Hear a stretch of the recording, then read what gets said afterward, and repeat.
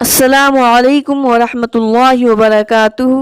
الحمدللہ رب العالمین والصلاة والسلام علی رسولہ الکریم، اما بعد۔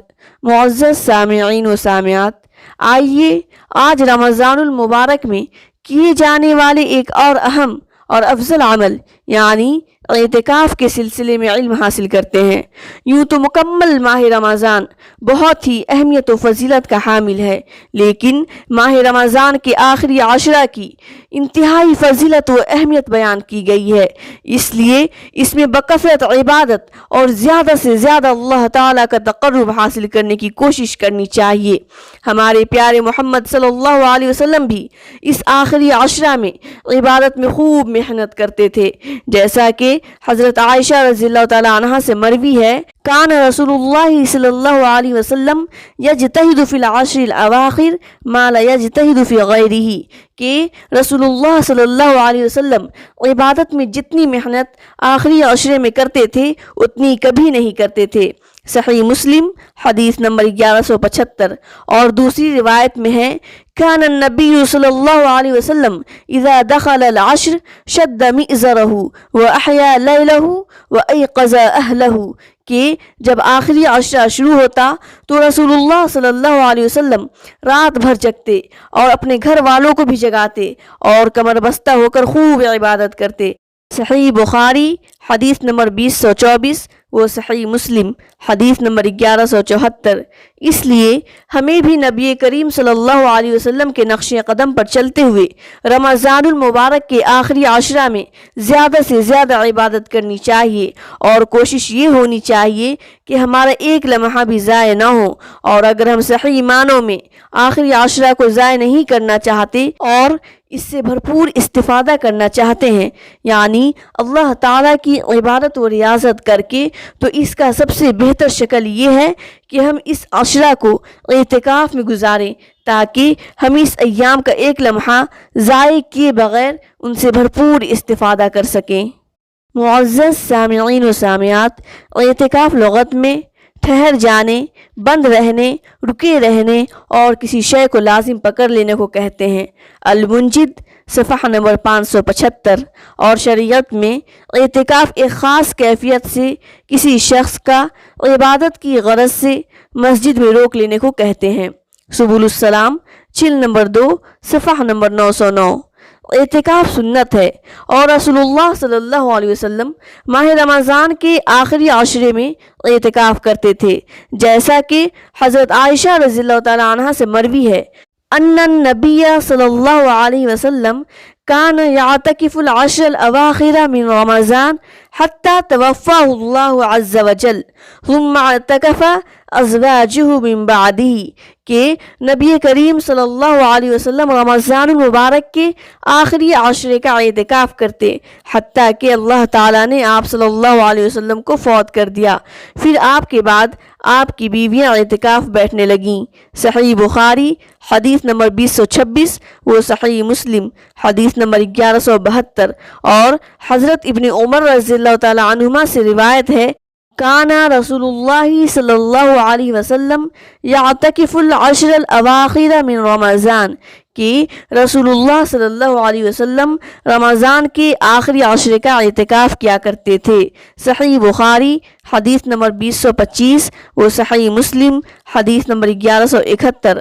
اور اگر کسی کے لیے آسانی ہو تو 20 دن بھی اعتکاف میں بیٹھ سکتا ہے، جیسا کہ حضرت ابو ہریرہ رضی اللہ تعالیٰ عنہ سے مروی ہے، کان النبی صلی اللہ علیہ وسلم یعتکف فی کل رمضان 10 ایام فلما کان العام الذی قبض فیہ اعتکف 20 یوما، کہ نبی کریم صلی اللہ علیہ وسلم ہر رمضان میں 10 دن اعتکاف میں بیٹھتے تھے، پھر جب وہ سال آیا جس میں آپ فوت ہوئے تو اس میں 20 دن اعتکاف بیٹھے۔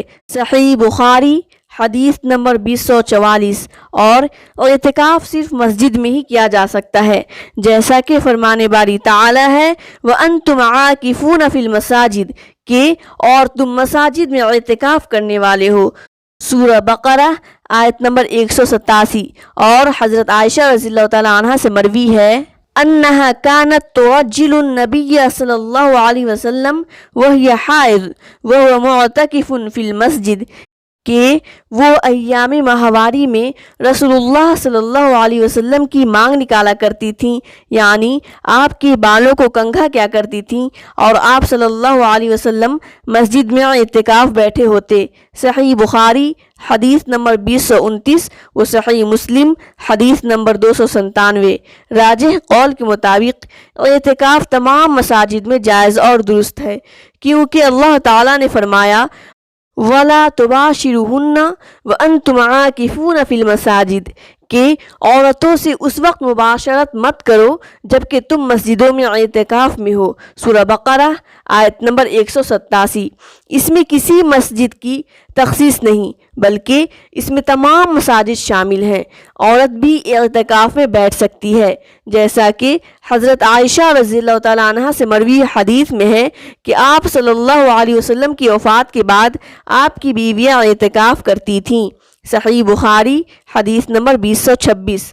اور عورتیں بھی مساجد میں ہی اعتکاف میں بیٹھیں گی، کیونکہ عورتوں کے لیے اعتکاف کے متعلق کوئی الگ حکم شریعت میں موجود نہیں، اور نہ کسی حدیث مبارکہ سے ثابت ہے کہ عہد رسالت میں عورتوں نے گھروں میں اعتکاف کیا ہو، اور جمہور علماء بھی اسی کو راجح قرار دیتے ہیں کہ عورت مسجد میں ہی اعتکاف کرے گی۔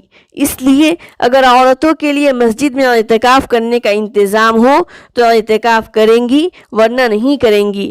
اور شادی شدہ عورت اپنے شوہر کی اجازت سے ہی اعتکاف میں بیٹھے، کیونکہ یہ نفل عبادت ہے۔ اس لیے عورتوں کو چاہیے کہ وہ بغیر شوہر کی اجازت کے اعتکاف میں نہ بیٹھیں، کیونکہ شوہر کی اطاعت واجب ہے اور اعتکاف سنت و نفل عبادت ہے، اور نفل کو واجب پر ترجیح نہیں دیا جائے گا۔ نیز مستحاضہ یعنی استحاضہ کی بیماری میں مبتلا عورت بھی اعتکاف میں بیٹھ سکتی ہیں، جیسا کہ حضرت عائشہ رضی اللہ تعالیٰ عنہ سے مروی ہے کہ رسول اللہ صلی اللہ علیہ وسلم کے ساتھ آپ صلی اللہ علیہ وسلم کی بیویوں میں سے ایک خاتون یعنی حضرت ام سلمہ رضی اللہ تعالیٰ عنہ نے، جو کہ مستحاضہ تھیں، اعتکاف کیا۔ وہ سرخی اور زردی یعنی استحاضہ کا خون دیکھتی تھیں۔ اکثر ہم کوئی برتن ان کے نیچے رکھ دیتے اور وہ نماز پڑھتی رہتی۔ صحیح بخاری حدیث نمبر 2037۔ البتہ ایام ماہواری میں عورتوں کے لیے اعتکاف جائز نہیں، کیونکہ حائضہ عورتوں کے لیے مسجدوں میں ٹھہرنا جائز نہیں۔ محترم سامعین و سامعات، انشاءاللہ آئندہ درس میں یہ سماعت کریں گے کہ اعتکاف کے لیے کب مسجد میں داخل ہو جانا ہے، اور اعتکاف میں کیا کیا کرنا جائز ہے اور کیا کیا کرنا ممنوع ہے۔ اخیر میں اللہ تعالیٰ سے دعا ہے کہ اے اللہ، تو ہمیں رمضان المبارک کے آخری عشرے میں زیادہ سے زیادہ کار خیر کرنے کی توفیق عطا فرما، اور ہمیں کتاب و سنت کے مطابق زندگی گزارنے کی توفیق عطا فرما۔ آمین ثم آمین۔ والسلام علیکم ورحمۃ اللہ۔